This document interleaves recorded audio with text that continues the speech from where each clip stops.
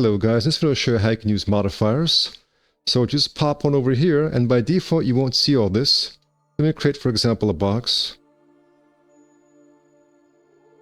Alright.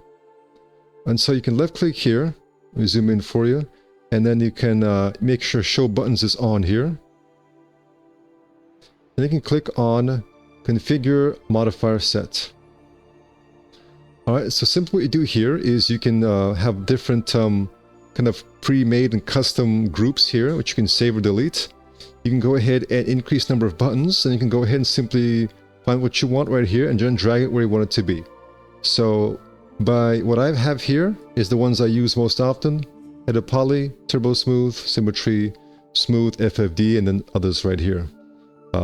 Push, shell, subdivide, retopology, edit spline, spline mirror, spline chamfer, normalize spline, extrude, slice, crease set, data channel, UVW map, and then unwrap UVW.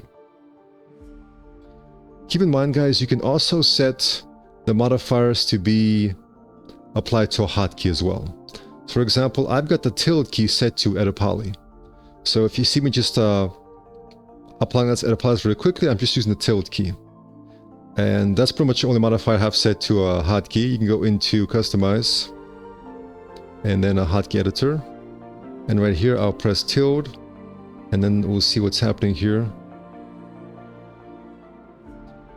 Alright, you can see it's set to edit poly modifier. So modifiers allow you to work in a very kind of procedural way. And what I like a lot about 3ds Max, which other edit poly, Polygon modeling packages don't have, is the ability to use edit poly and to delete what you don't like. A lot of times my workflow, guys, I find myself doing a lot of experimentation, and I'm not really sure if I like the direction that the model is heading. And if I don't like, let's say I do a bunch of changes here, and then I say, okay, I don't like it. Well, all I have to do, instead of pressing Ctrl Z a bunch of times, or having to find a previous version of this model here, all I have to do is just delete edit poly, right click delete, and boom, I'm back to this. So edit poly is a good one to just get used to putting lots of them on your object, because that way, if you don't like what you've done here, it's as simple as deleting. You can also apply different changes to different edit poly modifiers. So for example, okay, here I put this topology, next one I'll move it here, and next one I'll do some more things. So now, in order to see all the steps involved in getting this result, all I can do is just turn off them one by one, and I can see what I did. I can go back to, let's say, a previous version by just deleting that. If you guys are enjoying this video, be sure to check out the description, where I have links to more advanced courses such as on sci-fi design, futuristic vehicles, furniture, and more comprehensive advanced courses. Alright, so one very nice thing about modifiers is that how you can pass on a selection to another modifier in the stack. Let's say, for example, I apply turbo smooth, and then let's say I go ahead and select.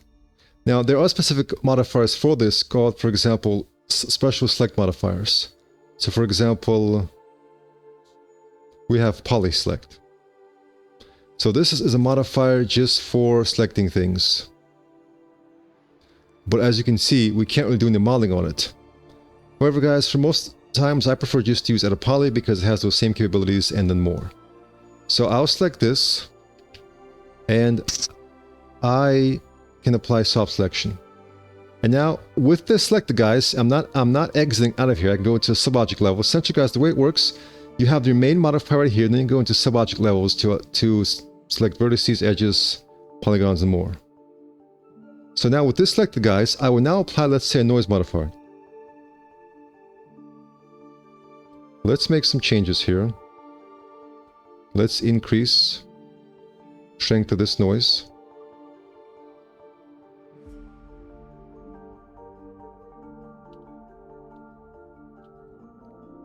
You can now see that only these vertices are being modified.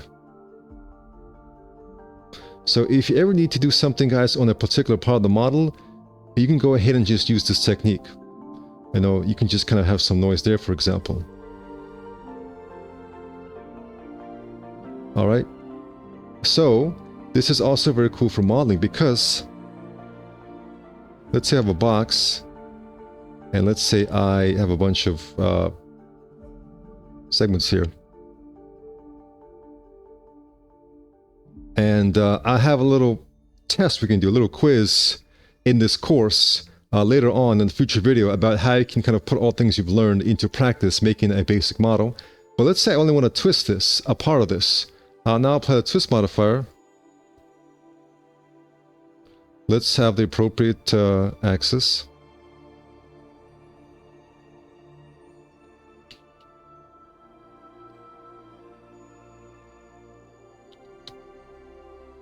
All right.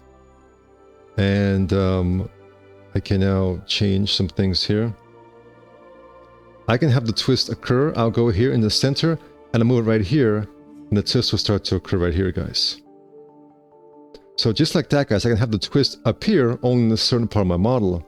And I can even do things like, you know, apply soft selection to make it very gradual.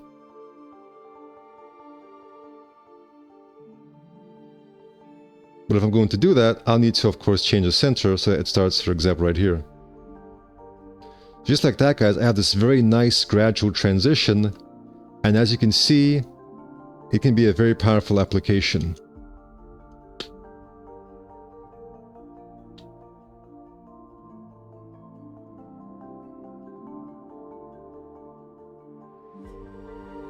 All right.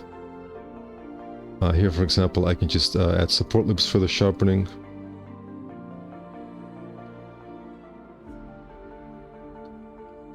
All right. So you can work in a kind of a very non-destructive way using modifiers. So for example, if I have a box here, I can now apply a chamfer modifier. So if I wanted to chamfer this, guys, I could do two things. I could select this and chamfer.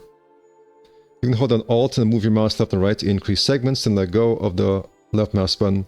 So I can do that, but that's destructive. It's now kind of baked into the model. Or I can just use chamfer.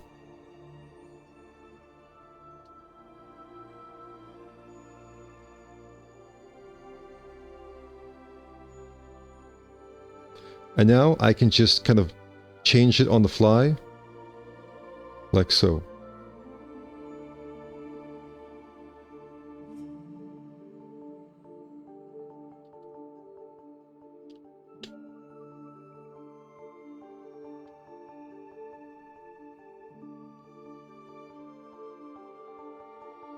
I can then, for example, apply a bend modifier.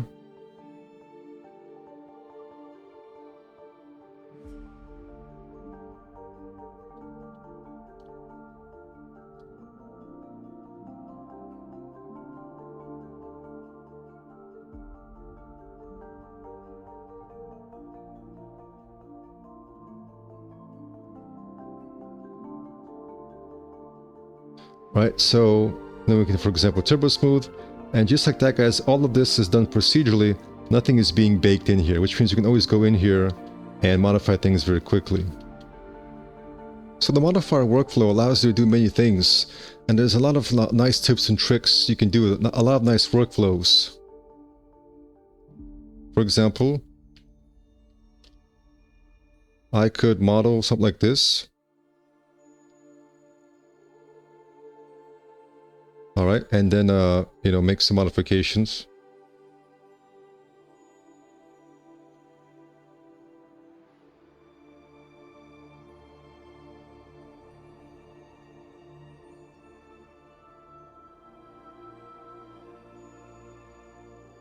All right.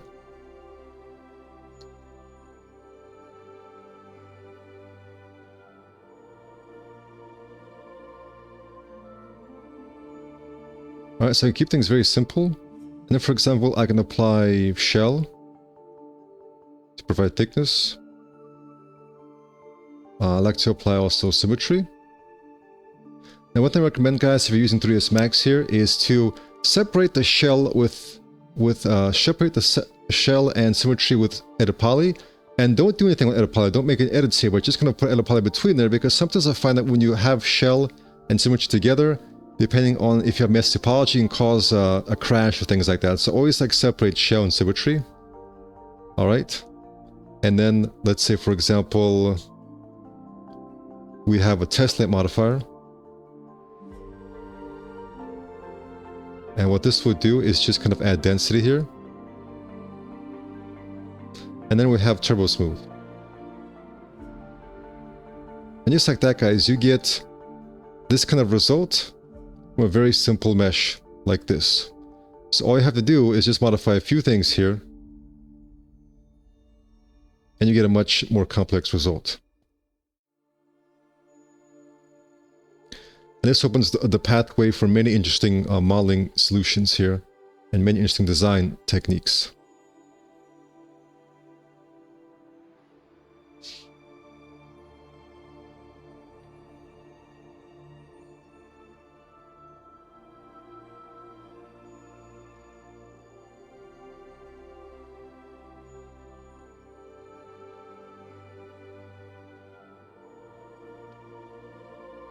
While keeping things very simple.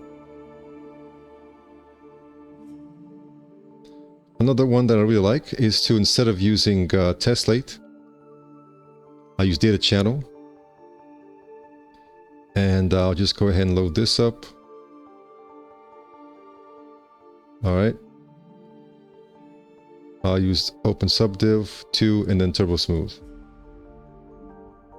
And so what I can do, guys, is I can actually just select all this and copy. I can quickly apply it somewhere else. Let's say I want to have multiple layers. I'll go ahead and select this.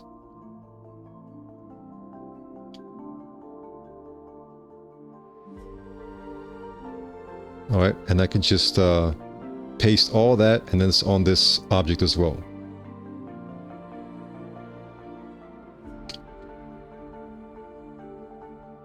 I can also kind of push this one out.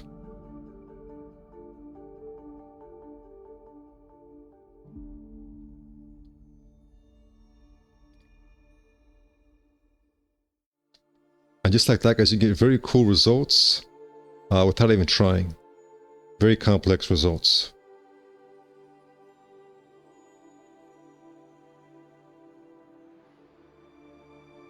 And I know I can clean up the topology here occasionally, just a little bit. But you can see, guys, with this workflow, even if you have a bad topology like this Ngon here, although it does look kind of bad, it still doesn't look so horrible that you can't kind of preview what the model eventually looks like. But sometimes it is good just to quickly clean things up, just very quickly, just to have some semblance of order here. There we go. And the model is still extremely simple, guys.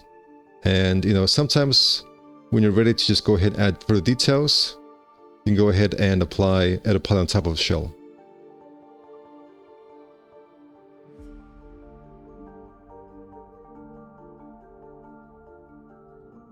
Then you can make some more modifications. There we go.